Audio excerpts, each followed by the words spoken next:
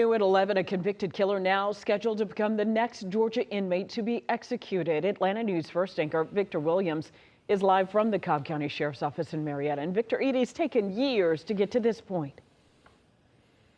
Yeah, Tracy, I mean, really, this has been a very long time coming, and many people, especially the loved ones of the victims, are hoping that this can be the closure that they need.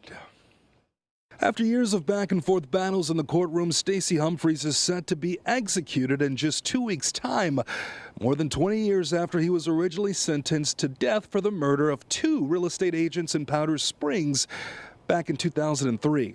Now, according to court documents, the 2 victims, Cindy Williams and Lori Brown, had been robbed, stripped naked, and forced to give over debit card PIN numbers before being shot in the head. Humphreys was later arrested after a high-speed chase in Wisconsin, but believe it or not, he had just been released from prison 13 months prior to the murders taking place, as he was on parole for a theft conviction that took place in 1993.